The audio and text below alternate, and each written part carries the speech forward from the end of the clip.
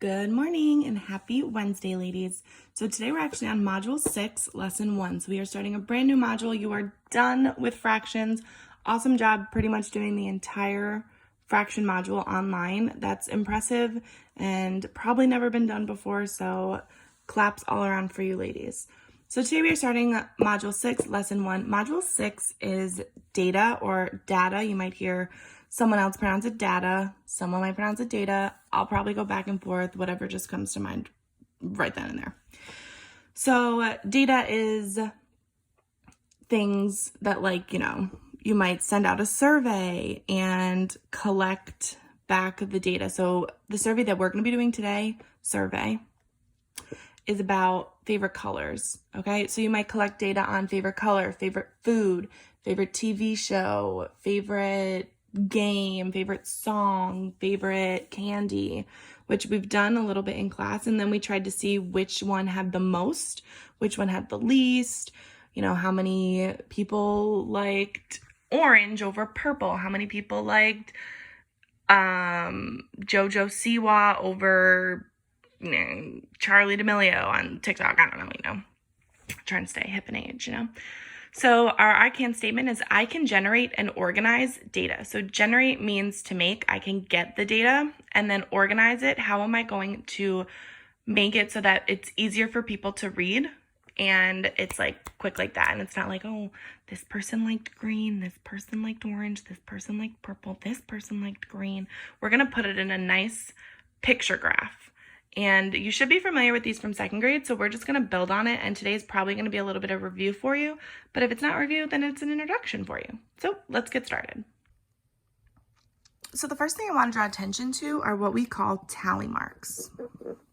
Now, you may be familiar with tally marks. It's a quick way to get information and to log it. So a tally mark looks like this.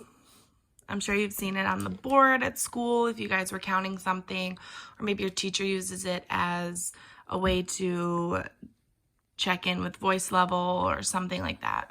So that's what a tally mark is. So the way we group tally marks is in groups of 5. And you're probably wondering, why do we group it in 5? We group it in 5 because we can count by 5s really easily. And you can visually see 5 easier than 10. 10, you might have to be like, are there really 10 there, or are there only 9?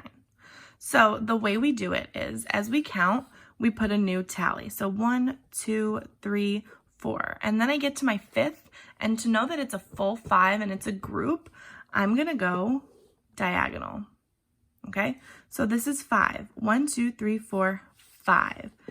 And then usually I can circle it because I know that that's a group of 5 and I don't need to worry about it. So when I'm counting, I can just be like 5 and then keep counting on. You might see the diagonal going the other way. However you want to do it, it really doesn't matter. It doesn't have to be like this. It doesn't have to be like this, but it does have to be one of these ways. This way, I mean, you might see it like that. You're not going to see it like that from us. That's generally not the way a tally mark works. I guess it's fine as long as, it's 5, but you're not going to see,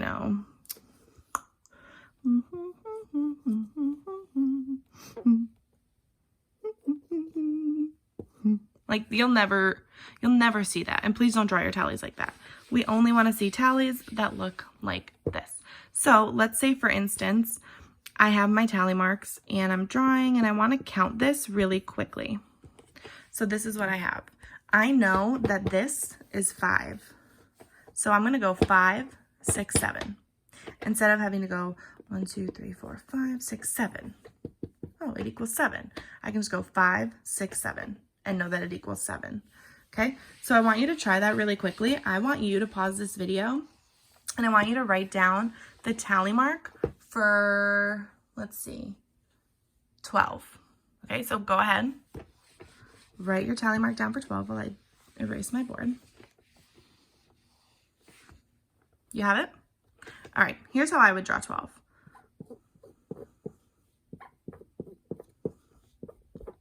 So I know I have 5, 10, 11, 12. And I didn't need to sit there and go 1, 2, 3, 4, 5, 6, 7, 8, 9, 10, 11, 12. You do have to count when you're drawing it, unless you want to just go 12 is made up of a 10 and a 2. So without even having to count, I can just do my 5 and my 5 to equal 10, and then draw my 2. Okay, so sometimes it's easier to just break it down to how many 5s is in there. Okay, so now that we have that, let's go ahead and start our data collection. All right, so we are not doing this on the whiteboard. We actually have moved to the problem set because it's just easier for me to use what they've already made for us rather than me have to draw it on my whiteboard and it look messy and it'd be a little confusing. So we're just going to stick to this. So the directions say, what is your favorite color? Survey the class to complete the tally chart. Unfortunately, I didn't have time to survey a class. I'm not with my class, unfortunately, sad times. So what I did is I surveyed my family, my entire family, so my immediate family. I texted my cousins, I texted my aunts, I texted my uncles, and I have all of their answers and their results here. So our choices were green, yellow, red, blue, and orange. So I'm going to start by doing tallies, and I already figured out how many were in each, so I don't have to go down and be like, oh, well, my Uncle Craig said green, my cousin Erica said blue, my cousin Dan said yellow. I don't have to do that. I already know how many people said green, how many people said yellow, how many people said red, how many people said orange. First thing I'm going to do, though, is my favorite color. My favorite color is orange, and if you know me, you already knew that. So for green, for yellow,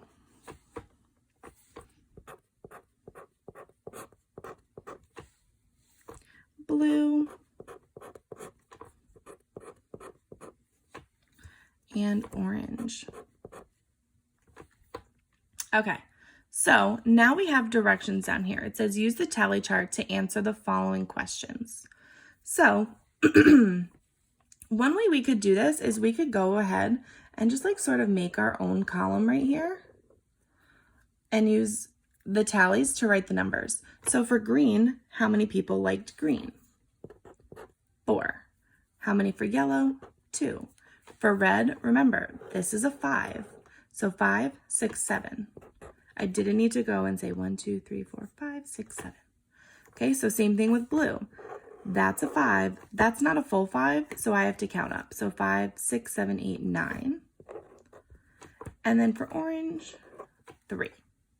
So it said, how many students chose orange as their favorite color? So I already know, sure, I can count those again, but I wrote my number over here. So I can just go ahead and write 3. How many students chose yellow as their favorite color? Again, I can go up, find yellow, go across, only 2, which is really sad for me. So thank you to my cousin Kelly for choosing yellow because I didn't want to be the only one. Anyway, down to letter C, not number C. Which color did students choose the most and how many students chose it? So which one of these is the most, is the greatest number? As I go down, not 4, not 2, because 4 is bigger than 2. 7 is bigger than 4, so currently it's 7. But oh, there's 9. 9's bigger. Is 3 bigger than 9? Nope, so it must be 9. So what color was it? It was blue. And 9 family members chose that. Which color did students choose least and how many students chose it? So now we're looking for the lowest number. Well, we know it's not blue because blue was the highest and the next highest was red, so it's definitely not that. Then we have 4, 2, and 3 left. The lowest number, the smallest number there is 2. Unfortunately for me, it's yellow. And there were only 2 of us. And coincidentally, me and my cousin that chose that have the same middle name. So maybe it's a thing. Maybe it's a thing. What is the difference between the number of students in parts C and D? Write a number sentence to show your thinking. So the word difference, I want you to take a second, think about what that operation would be, and write it right here. Write the symbol. Difference. Think about my math toolkit on the front board, if you can picture it. So it's a minus sign. So we are going to be subtracting the number of students in parts C, which is right here, this was C, and D. So 9 minus 2, which equals 7. And I'm just going to box 7 because that's my answer. So write an equation to show the total number of students surveyed on this chart. So when you think of an equation, I know a lot of times you'll think of blank plus blank equals blank, or blank times blank equals blank, blank minus blank equals blank, and blank divided by blank equals blank. But you can have more than one number.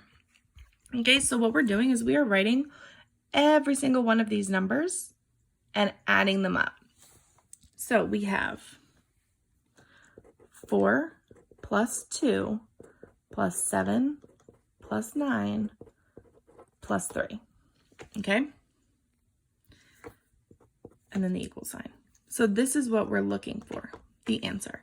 So one way I'm going to do this really easily is I know that 7 and 3 is 10. I know that 4 and 2 is 6, and then we have 9. So we have 10 plus 6, which equals 16. 16 plus 9, 9, 10, 11, 12, 13, 14, 15. 25 people total. So I'm going to cross out my question mark and put 25. Okay? So this is how we just used our tally chart to answer these questions. So remember, we had the tallies, we did the survey, I did the survey off camera, and then I wrote down the number of tallies in each just so it was easier. And so when I got to, question B, how many students chose yellow, I didn't have to go up and be like, 1, 2. I already knew, I knew right there, boom, 1, 2. Okay, so now what we're gonna do is I'm gonna put this to the side because I'm gonna need this, but I am going to be making picture graphs. Okay, so our first one, it looks like this. Again, this may look familiar to you, it may not. So it says use the tally chart in problem 1, which is boom, to complete the picture graph below. So for a picture graph, it's gonna give you a key. This right here is the key, okay?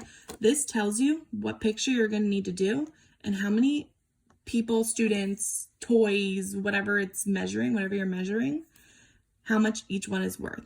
Sometimes you might have to make the key. Sometimes you'll be given the key. Right here, you were given the key. So each heart represents one student. So we're drawing hearts. Can I draw dollar signs? Can I draw the TikTok symbol? Can I draw a moose? No, we're drawing a heart. Okay, so I'm using my tally chart to create the picture graph below. So the first column, and so my picture graph here, we have the title, what we're measuring, favorite colors. This is what I asked all of my family members. What's your favorite color? So this is our title. Okay, then we have each of our categories and we have our key. You will see graphs that look different. Well, you'll see a bar graph, you'll see a line plot. There's a bunch of different graphs and they all look different, but they'll all have a title and they'll all have categories. Okay, so each heart represents one student. So the first column I'm going to do is green. So I'm going to go up to green. How many people chose green? 4. And I didn't need to count my tallies because I wrote it. I wrote the number. So hearts for green, 4. 1, 2, 3, 4. To yellow, how many for yellow? 2. 1, 2. Oops. How many for red? 7. 1, 2, 3, 4, 5, 6, 7. How many for blue? 9. 1, 2, 3, 4, 5, 6, 7, 8, 9. And for orange, 3. I can't believe orange got more votes than yellow. Ridiculous. Okay, so here's what our picture graph looks like. I used hearts because that's what it told me to use. And each one of those hearts represented one student. So here's one person, here's one person, here's one person, here's one person. 4 people. So that's going to change once I go down here. So each heart represents 2 students. Okay, so this is where it's going to get tricky and you need to think to yourself, well, how can I show one student in this graph? If a full heart equals 2 kids, think back to your fraction unit, how can I show one kid? I can't draw a whole heart because that's 2 kids. That's when you're going to draw half of a heart. And I don't care which half you draw, as long as you keep it consistent. Right half or left half. So a full heart is 2 kids. A half a heart is 1. Okay? So we have to be able to think of our multiplication too. How many times does 2 go into all of these numbers? So for green, I have 4 people. That number easily gets divided by 2, and that's 2 times. And I'm going to think to myself, okay, well, before this was 1, 2, 3, 4. Now it's 2 students, so 2, 4. So I have my 4, okay? For yellow, only 2 kids liked yellow. So it's only going to get 1 heart, okay? Now for red, there were 7 people that liked red. So how many times does 2 go into 7? Think that to yourself. I found that 2 goes into 7 3 times. So I have 2, 4, 6, and if I drew another heart, I would have 8, but I don't have 8 students there. So I need to only draw half of my heart, okay? So this is 2, 4, 6, 7. I want you to go ahead and finish the other 2 on your chart. So remember, this is 9 and this is 3. So go ahead and pause the video and finish that up. All right, so for 9, I'm just going to count up until I can't go any higher. 2, 4, 6, 8. Oh, and if I go one more, I get 10, which I can't do, so I only get half. And for orange, I have 2 and then 3. So this is what your chart is going to look like for representing 2 students. We have our halves because these numbers aren't even and 2 can't go into them evenly. All right, so now we're going to push this up and we're going to answer these questions, a couple of these questions. So first we need to know, what does each heart represent? We know that by looking at the table. The table right there, the graph tells you each heart represents 1 student. Okay, so we are using 3B. So we're not even using that one. We're using 3B, which is what the directions say right here. Remember, always read the directions. So each heart represents 2 students.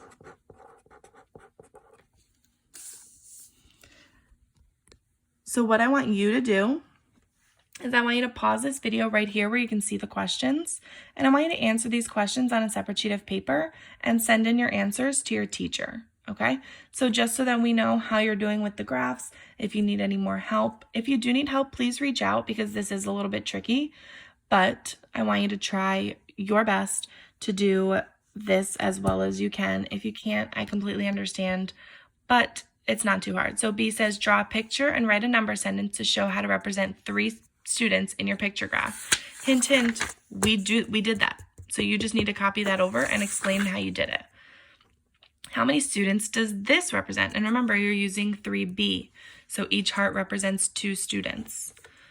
How many more hearts did you draw for the color that students chose the most than the color that students chose the least? Write a number sentence to show the difference between the number of votes for the color that students chose the most and the color that students chose the least. Okay, so go ahead, get these done, and then you can head on over to Zearn. You're starting Module 6, Mission 6, Lesson 1. Lesson uno. All right, and we will see you tomorrow. Goodbye, ladies.